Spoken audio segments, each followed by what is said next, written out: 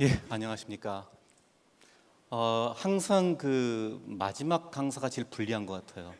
앞에 분들이 좋은 말 다 하고 가셔서 제가 남겨진 말이 없는데, 사실은 우리 앞에서 말씀하신 우리 두 지성근 목사님, 김종일 목사님은 제가 참 많이 배우고 또 의지하고, 특히 이 선교적 교회 운동을 굉장히 선구적으로 한국에서 먼저 보여주신 분들입니다.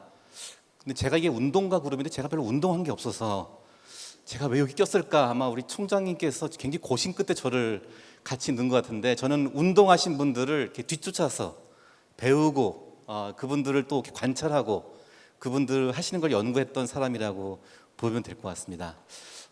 저도 이 선교적 교회 운동에 관심 갖고 지금까지 쭉 살펴본 지가 한 20년은 된 것 같아요. 초창기에 우리 2006년도에 아까 우리 지 목사님 말씀하신 것처럼 2006년도에 처음으로 이 선교적 교회 컨퍼런스를 했었고요.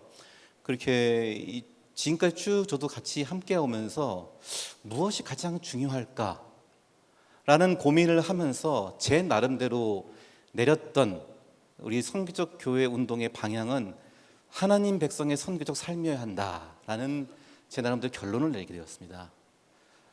여러분 이제 우리가 이제 이 선교라는 단어를 잠깐 좀 보시면 좋겠습니다. 선교라는 단어가 많이 그동안 사실 오해된 단어 중에 하나입니다.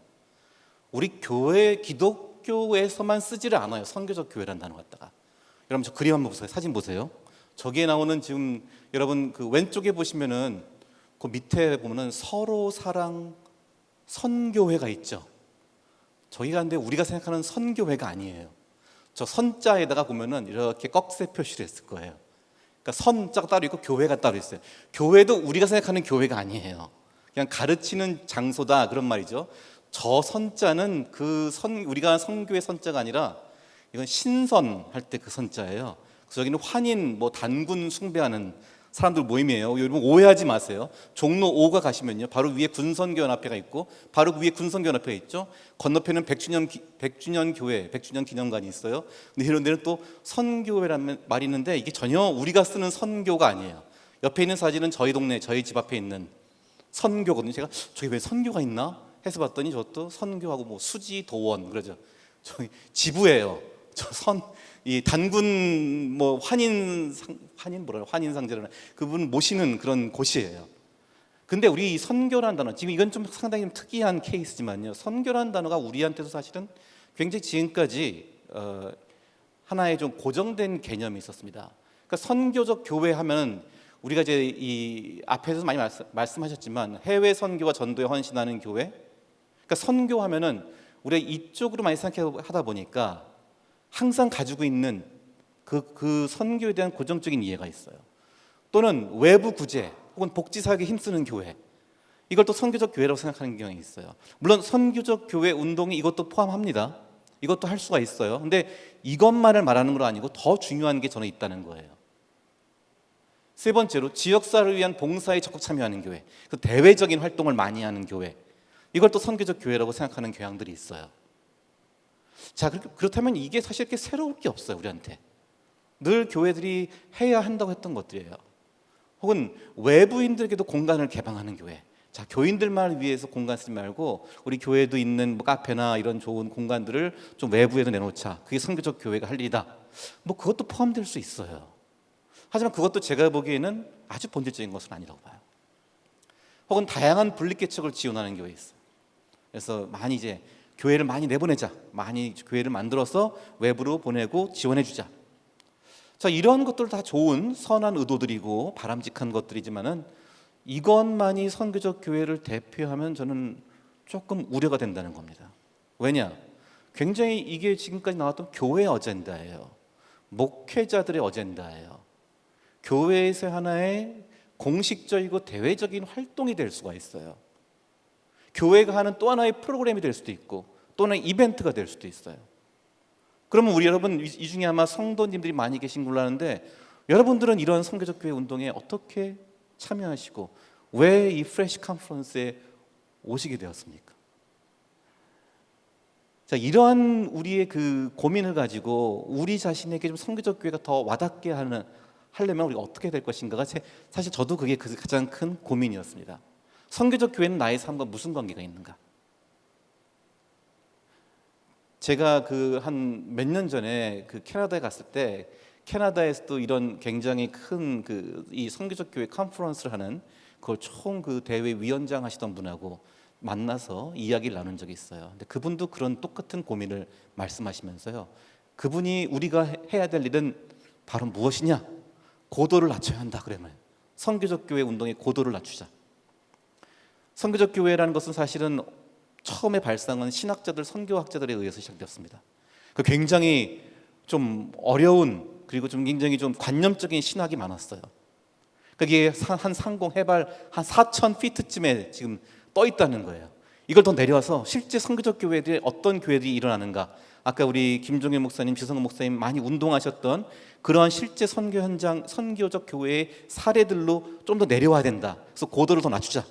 근데 이제는 이런 특별한 교회를 세우지 않더라도 특별한 어떤 운동을 하지 않더라도 나의 일상생활 속에서 나의 평범한 삶 속에서 이 선교적 교회가 선교적 교회론이 선교적 삶이 내 삶 속에 적용되어야 한다는 거예요. 고도를 낮춰야 한다는 거예요. 저는 이 프레시 컨퍼런스의 그 프레시라는 단어가 영국에서 선교적 교회 운동인 프레시 익스프레션스에서 따온 줄 알았더니 여기 보니까 다른 거예요. 퓨처 뭐였죠? 예. 퓨처 그냥 멋있는 다른 이름의 조합이던데 그 영국의 프레시 익스프레션스 그라는 선교적 교회 운동이 있는데요. 거기서 세워졌던 많은 공동체들 보면요. 절반 이상, 절반 정도를 평신도들이 했어요. 목회자들이 주도하는 운동이 아니에요. 평신도들이 거의 절반 이상, 절반 정도를 거의 평신도들이 그 자기들의 삶 속에서 그런 작은 공동체들을 만들고 자신들의 관계 속에서 신앙을 같이 나누고 하나님 나라를 구현하는 그런 운동들을 하는 거예요. 그래서 저는 우리가 선교적 교회 운동을 하면서 결국 궁극적으로 나가야 할 것은 우리 모든 하나님 백성들이 선교적 삶을 살 수 있도록 우리가 그것을 도와주고 지원해주고 그것을 함께 나누는 운동이 되어야 합니다. 저는 그런 측면에서 한 3가지 정도의 중요한 키워드가 있다고 봐요. 하나님 백성의 선교적 삶을 살기 위한 3가지 키워드. 첫 번째는 은사입니다. 기프트니스란 말. 그냥 기프트가 아니라 하나님께서 나에게 주신 고유한 은사가 있어요. 기프트니스라는 게 있어요. 은사를 발견하는 겁니다. 자, 은사란 단어는 여러분 많이 들은 단어죠. 근데 특히 제가 생각하기에 이 은사라는 단어가 오늘날 굉장히 한국 사회에서 중요하게 저는 앞으로 역할을 담당할 거라고 봅니다. 왜냐면요, 오늘날 시대에 뭐냐면 사람들이 정체성과 취향의 시대라고 그래요. 사람들이 자기 정체성을 찾고 싶어하고 자기 취향을 가장 소중히 여기는 시대가 되었습니다. 무슨 인기 있는 그 K-팝 가사를 보니까 무슨 뭐 나는 생겨먹은 대로 뭐 사는 거야, That's my style 뭐 그런 노래 있더라고 보니까요. 굉장히 벌써 이 현대 정체성과 자기 취향, 자기 개성, 자기 자신을 찾고 자기가 원하는 것을 그대로 표현하고 그대로 추구하는 것을 굉장히 중시하는 시대가 되었습니다. 이거 건드리면 안 돼요. 이 정체성과 취향의 시대예요. 이 시대 속에서 저는 이 은사와 소명, 이제 은사를 발견하고 그 은사를 통해서 하나님께 드리고 하나님이 기뻐하시는 일에 쓰는 게 우리의 소명이 됩니다. 그 은사와 소명이라고 저는 굉장히 중요하다고 봐요. 그래서 선교적 교회 운동에서는 우리 평범한 우리 크리스찬들이 이 선교적 교회 운동을 통해서 무엇을 봐야 되느냐? 먼저 나에게 있는 은사가 무엇인가를 봐야 됩니다. 나의 은사를 하나님께서 어떻게 사용하길 원하시는가? 나의 은사를 통해서 하나님이 나에게 연결시켜주는 사람들을 어떻게 섬기고 도울 것인가?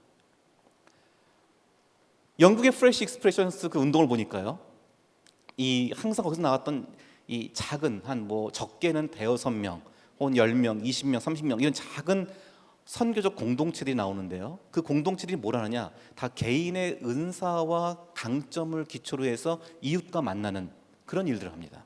예를 들어서 어떤 분은 진짜 이 몸으로 운동을 잘해요. 굉장히 몸 관리도 잘하고 아주 이 피트니스 거의 강사급의 그런 소질이 있으신 분이에요. 그런 분들이 주일날 아침에 이웃들과 함께 거기서 운동하는 모임을 만들었어요. 같이 운동을 하고 같이 브런치를 먹고 브런치를 먹으면서 같이 원하는 사람과 함께 기도하고 같이 성경을 읽는 그런 모임을 만들었습니다. 이것도 작은 프레시 익스프레션스의 한 이 선교적 공동체의 한 모습이었어요. 어떤 분은 간호사였어요. 간호사인데 자기가 간호사라고 보니까 주변에 산후 우울증을 겪는 젊은 엄마들이 많이 있는 거예요. 그래서 내가 이 산후 우울증을 겪는 엄마들을 내가 도와줘야겠다. 그래서 자기 같은 믿음의 친구인 몇 사람과 함께 대화를 했어요. 우리 같이 이 사람들 어떻게 도와주자. 그래서 한 분이 자기 집을 좀, 그분은 집이 좀 큰 집에 공간이 있어서 자기 집에서 모임을 갖기로 했어요. 그래서 간호사인 분과 그 친구분이 산후 우울증에 시달리는 부모 엄마들을 볼 때마다 같이 그분들을 초대해서 그분들에게 어떻게 그 우울증을 극복할지를 가르쳐주고 같이 도와주고 같이 교제하면서 신앙의 교제를 하는 그런 모임을 만들었습니다. 내가 가지고 있는 은사, 하나님 나에게 주신 경험, 나에게 주신 기술들을 발휘하는 거예요. 그래서 이 선교적 교회 운동에서도요, 이 긍정 탐구라고 하는 그 진단 도구가 있습니다. 그래서 우리 교회가, 우리 성도들이 가지고 있는 강점이 무엇인가, 은사가 무엇인가, 하나님이 우리에게 주신 복이 무엇인가 찾는 거예요. 여러분이 찬양 있죠? 받은 복을 세어보아라. 저는 이 찬양 굉장히 좋아해요. 받은 복을 세어보아라 있죠. 근데 특히 이 노래가 영어 가사가 좋아요. 한국어 찬양에서는 가사에서는 빠져 있는 부분이 있는데 영어 가사에는 있어요. 이 받은 복을 세어보아라가 Count your blessings예요. 당신이 받은 복을 count 해봐라 이거예요. Count your blessings, name them one by one. 이게 빠져 있어 뒷부분에. Name them one by one. 하나씩 하나씩 이름 지어 보아라. Name them one by one. 나에게 하나님 주신 복이 있어요. 그 너무 거창한 복을 생각할 거 없어요. 거창한 남다른 기술과 학력과 경험을 말할 필요 없어요. 한번 자세히 살펴보면요, 나에게 많은 복을 주셨어요. 내 몸에도 복을 주셨고 내 주변 사람들도 복을 주셨고 나의 관계와 가족과 지금까지 내가 모든 경험한 것들이 하나님 주신 귀하게 쓰일 수 있는 은사가 될 수 있는 것. 그것들을 발견해서 나의 존재 가치도 발견하고 그것이 또 얼마나 하나님 기뻐하시는지 쓰일지를 찾는 그 소명으로 이어가게 하는 것. 저는 선교적 교회의 첫 번째 출발점이 이런 자기 은사를 발견하는 것부터 시작된다고 봅니다. 두 번째로는 이웃이에요. 자, 선교적 교회가 되면은 선교적 교회 운동을 한다. 그럼 하나님 백성들이 어떻게 선교적 삶을 살 것인가? 제일 먼저 우리가 눈을 돌릴 것은요, 이웃입니다. 바로 우리 주변을 봐야 돼요. 선교라는 개념은 잠깐만 우리가 뭐 아프리카, 이제 아프리카 선교 못해요. 아프리카의 기독교인이 훨씬 많아요, 우리보다. 아프리카의 교회들이 얼마나 지금 부흥하는데요. 예, 물론 우리 한국 교회가 아프리카에도 다른 식으로 기여할 수 있어요. 같이 선교의 동역자가 될 수 있지만 전통적인 의미의 선교는 아니에요. 이제는 멀리 갈 것이 아니라 깊이 갈 필요가 있습니다. 멀리 가지 말고 깊이 가라.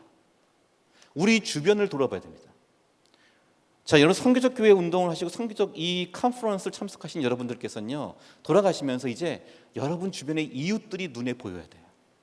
우리 앞집에 있는 옆집에 사는 분의 이웃의 얼굴이 눈에 들어와야 돼요. 전에는 그냥 대충 눈도 안 마주치고 그냥 대충 인사하는 둥만도 하고 스쳐 지나갔다면은 이젠 다시 그분들 돌아봐야 돼요. 그래서 먼저 인사도 하고요, 말도 걸어보고 그분들과 좀 더 거리를 줄이는 훈련부터 하셔야 됩니다. 왜 그런 말 있잖아요. 요즘 아파트 층간 소음 문제가 많잖아요, 여전히. 그런데 아파트 위층에서 아이가 막 뛰놀아서 아이 발소리가 쿵쿵 나서 짜증이 나고 화가 나거든. 뭘 하라고 그래요?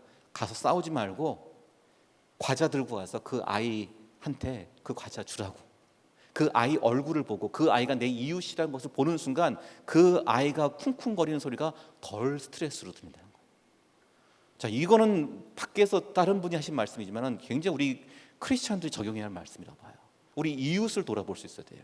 내 이웃이 누구인지를 발견해야 돼요. 심지어는 내 가족, 친척이 내 이웃일 수도 있어요. 내가 소홀히 여겼던, 너무 당연하게 여겼던 사람들을 다시 봐야 됩니다. 그래서 원래 굉장히 유명한 선교책 중에 그냥 거기 서 있지 마세요라는 책이 있었거든요. 근데 요즘은 이런 말, 그냥 거기 좀 있으세요. 여러분 선교 나가지 말라는 얘기가 아니라 내가 있는 자리부터 먼저 돌아보라는 거예요. 내 주변에 하나님이 누구를 나와 만나게 하시고 내 곁에 두셨는가를 보라는 거예요. 그래서 이제 내 이웃과 내 주변 사람들 얼굴이 보여야 돼요. 얼굴이 보이고 그들이 누군지를 알고 그들에게 말 걸 수 있는 그 훈련이 되어야 됩니다. 그 선교적 교회에서의 이웃은 바로 내 몸이 구하는 것, 내가 그 자리로 보냄받은 것이에요. 가족으로부터 시작하고 이웃을 발견하고 나에게 주신 은사와 소명을 어떻게 그들을 섬기겠는가, 이것이 우리 선교적 교회 운동에 여러분에게 적용되는 실천이 되어야 합니다. 자, 세 번째는 일터입니다. 자, 이제 선교적 교회, 하나님 백성의 선교적 삶을 어디에서 실천할 것인가, 이제 일터로 가야 됩니다. 일터는 이 기독교적 관점에서 일이란 건요, 다른 이들을 섬기기 위해서 정신적, 육체적 에너지를 사용해서 하나님께는 영광을, 공동체에게는 유익을, 개인에게는 성취를 가져다 준다라고 존 스타트 목사님이 이렇게 정의를 내렸습니다. 기독교인에게 일은 이런 세 가지 측면이 있다는 거예요. 이를 통해서 하나님께 영광을 돌리고요, 공동체에게는 유익을 주고, 개인적으로는 성취감도 얻어야 돼요. 하나님께서 나에게 주신 은사와 재능과 기회를 잘 활용해서 내가 좋은 작품을 만들어야 되는 거예요. 자, 우리 크리스찬들이 일터가 바로 선교지라는 것, 일터가 바로 내가 보냄받은 곳이라는 것, 이 인식이 특히 오늘날 더욱더 중요해지고 있죠. 얼마 전에도 우리 이 빌리그리암 목사님 전도 집회가 있었는데, 최근에 21세기 최대의 선교 현장은 바로 일터가 될 것이다라고 빌리그리암 목사님도 얘기했어요. 빌리그리암 목사님의 전도는 사실은 이렇게 스테디움에서 많은 사람들을 모아놓고 집회에서 결신을 요청하고 전도했던 것이죠. 근데 이분도 예언하시기를 앞으로의 21세기는 일터가 바로 가장 우리의 중요한 선교 현장이 될 것이다. 근데 일터의 상황은 녹록지가 않아요. 가시덤불과 엉겅퀴가 잔뜩 끼어 있는 곳이에요. 많은 어려움이 있고, 윤리적으로 양심에 어긋나는 일들과 마주할 수도 있고, 일이 괴로울 수도 있고, 갑질을 당할 수도 있어요. 이익을 위해서 어떤 좀 부도덕한 그런 유혹도 받을 수가 있는 곳이에요, 일터는. 자, 일터에서 굉장히 중요한 일터라는 것은 우리의 진정한 영성, 우리의 진정한 신앙이 실험되는 곳이고 경험되는 곳이 증명되는 곳입니다. 그래서 일터를 변혁시키는 것, 내가 일터를 내가 보냄받은 곳이고, 그 일터에서 내가 어떻게 하나님께서 원하시는 성스러운 그 공간을 만들 것인가, 이게 우리에게 주어진 굉장히 중요한 숙제이자 과제입니다. 요셉을 생각해 보십시오. 요셉은 그가 있었던 일터는 원래 하나의 종으로서 보디발의 집에서 하인으로 일했었죠. 또 한 번은 감옥에도 갔었어요. 또 한 번은 왕궁에 가서 그가 가장 높은 일도 담당했습니다. 그가 경험했던 일터는 계속 달라졌어요. 자, 그가 원하지 않는 곳으로 가서 고초도 받고, 그가서 부당한 대우도 받고 어려움도 겪었습니다. 그러나 항상 어떠한 일터에 있든지 그는 그곳에서 하나님을 드러냈고, 하나님의 임재를 경험했고, 그곳을 성스러운 곳으로 바꾸었습니다. 그것이 오늘날 우리 하나님 백성의 선교적 삶에서 가장 그 선교적 삶이 어디서 실천될 것인가? 저는 일터에서부터 우리가 또 이 하나님의 임재를 경험하는 중요한 선교적 삶을 우리가 누릴 수 있을 거라 봅니다. 그래서 제가 세 가지 얘기했습니다. 이것이 바로 하나님이 지금 역사하신 것을 우리가 함께 가야 됩니다. 우리를 보내시는 하나님, 어디로 보내셨느냐? 나 자신의 은사와 소명을 발견케 하시고, 그 하나님께서 주신 은사와 소명을 발견해서 이제 하나님이 모든 우리의 이웃과의 관계 속에서 일하실 때 우리가 함께 이웃으로 보냄받습니다. 그리고 또 일터의 주인이신 하나님을 우리가 기억하고 고백하면서 우리의 우리의 일을 통해서 하나님을 섬기고 하나님을 높이는 그 과제가 저는 하나님 백성의 선교적 삶에서 가장 중요한 도전이자 실천의 영역이라고 봅니다. 자, 제가 이를 들어서 감사합니다. 여기서 마치겠습니다.